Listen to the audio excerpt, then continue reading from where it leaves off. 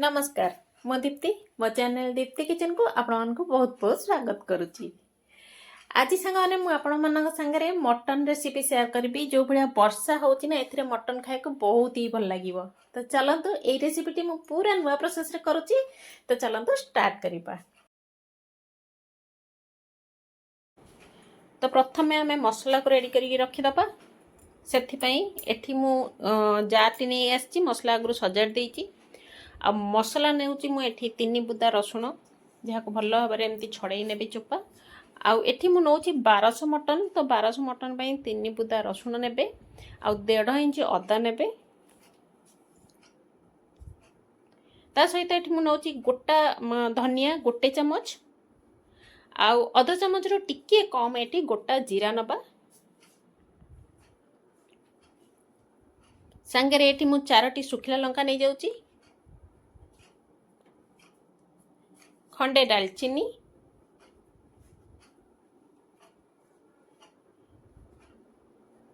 3 रु 4टी एठी नै जिबा लवंग।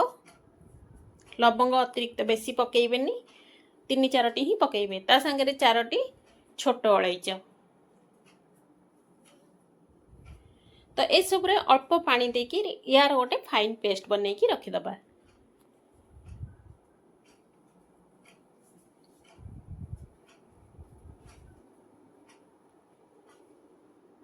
तो ये देखंतु मसलाटी हमर एबे भल भाव रेडी हो जाइए। तो चलतु एठी मु पियाज नहींची 4टी पियाज को मु लंबा लंबा करी पतला पतला करी काटी नेबी। आपन जे कौन सी कड़ाई की हांडी की कुकर रे करिया को चाहउसंती सेठी भल भाव आग गरम कर नेबे। तापर एथिरे अल्प किछि मु तेल नै गली। ये देखंतु 4टी पियाज काटिबा सहित मु 2टी पियाज रो पेस्ट बनै नैची जोटा मु आपन को देखै नथिली। तो एठी मु 5 गोटी आलू को 2 खंड करी एमती मझिरु काटी देइची जहा को आमे भाजी नबा।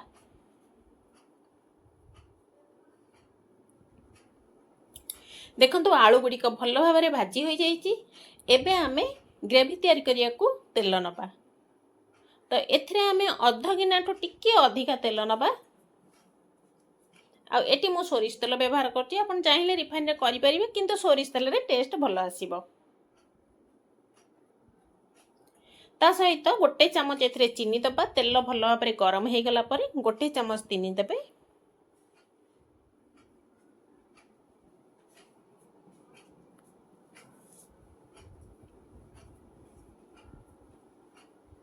चीनीटी तले लागी न जाऊ तेणु पई टिके मझिरे मझिरे एमती ताको हल्लै दउतबे।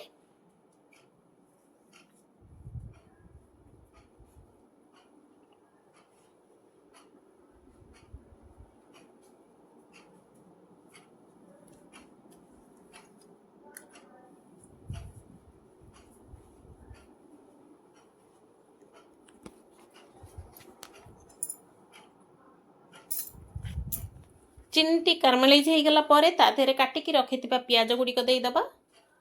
आ पियाजटी ब्राउन कलर हैला पर्यंत ताको भाजीबा।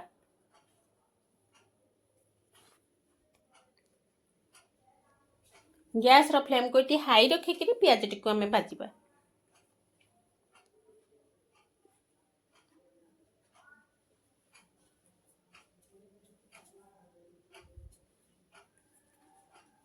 तो ये देखंतु पियाजर कलर पूरा चेंज हो गलानी आ पियाजटी ब्राउन कलर हो गलेनी। याठू अधिका ताको भाजीबेनी नचेत तो कला पड़ी जिवो।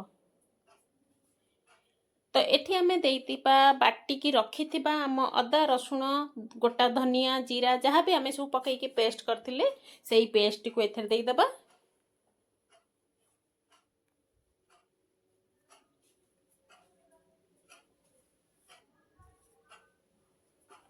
आ ताको भल भाव आमे टिके भाजी नबा।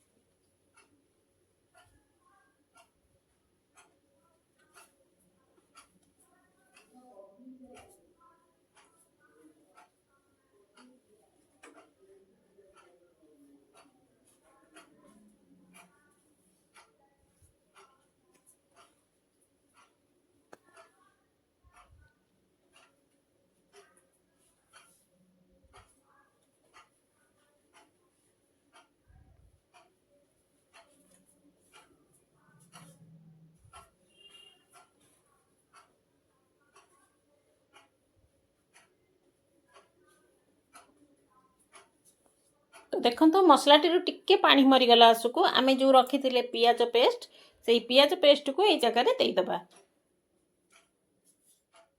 आ सब को भल भाव में मिसेक भल भाव में मसलाटी को कषि नबा।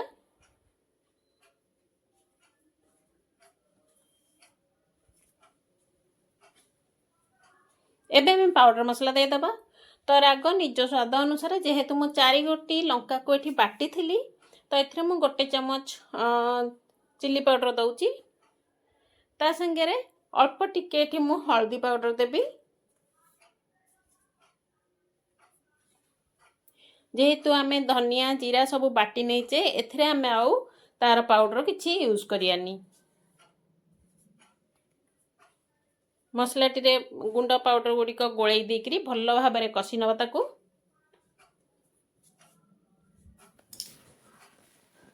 यही प्रोसेस रे आपण मटन टी को करंतु देखिए बहुत ही भल लागिबो। मसला किछि बाट कषि हेई आसिले पानी भल भाव में मरीगला परे ता धरे आमे देइदबा चिकन पाउडर अल्प टिके आउ तापरे मीट मसला भी आमे अल्प टिके देइदबा। तापरे गोलैकरी मिसेइकरी भल भाव में भाजी नबा। मसलाटी को भल भाव में कषिबा आमे।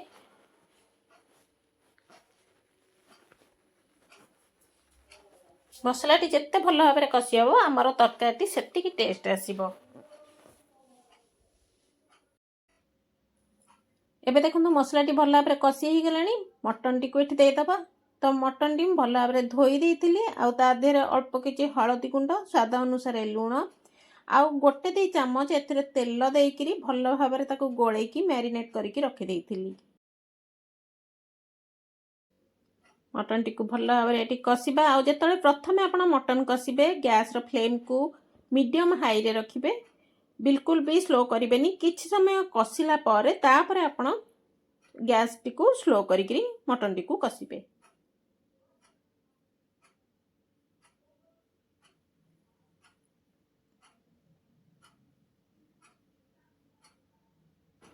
एही बड़ी भाव में खोलार किछि समय कषिला परे तापरे आमे ताको ढांकुणी देकी कषिबा।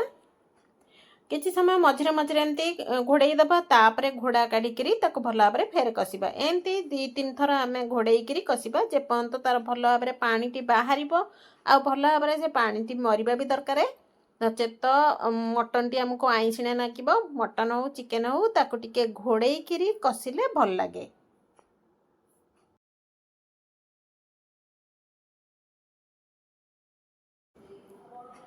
तो ये देखो मटन टी भल भाव में कषि हो गलानी। एई टाइम रे आमे आलू को रखिथिबा जो भाजी की रखिथिले आलू सेई गुडी को देई दबा आ ताको भी किछि समय पई आमे मटन संगे कषि नबा।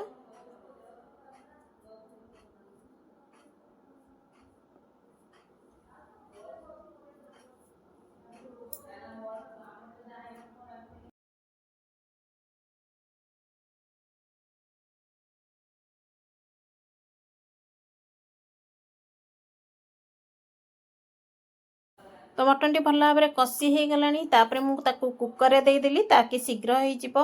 एठी मु 2 ग्लास पानी दउची आ 2 ग्लास पानी को मु भल भाव में फुटेइकरी रखिथिली। गरम पानी सब बेले तरकारी रे देबे तो शीघ्र हो जिवो। तो कुकर रे मु 2टा सीटी देई देली आ कुकर ठंडा हैला परे आमे याकू बाड़ीबा। चलंतु देखिबा हम तरकारी केउ भली भाव में हेइची। तो जो माने भी कुकर रे न करिवे तो टिके टाइम लागिवो। कुकर रे करदेले शीघ्र हो जिवो। तो जेकोसी कड़ई हांडी जहाँ भी जो थे भी आप कषुंट कषि ने तापर कुकर दे देबे तार तो शीघ्र हो। तो आपण मटन को केते सिझिया को टाइम नौची से अनुसार आपण एथिरे सीटी देबे। तो यही भाव में आप रेसिपीटी निश्चिंत ट्राए करूँ। आपन को केमती लगे मत कमेंट निश्चिंत जनातु। जदि वीडियोटी आपको टिके भी भल लगी तो वीडियोटी को निश्चिंत गोटे लाइक कर दिंतु। जो मैंने चैनल नुआ एपंत चैनल को सब्सक्राइब करना निश्चिंत चैनल टी को जाकरी सब्सक्राइब कर दिंतु।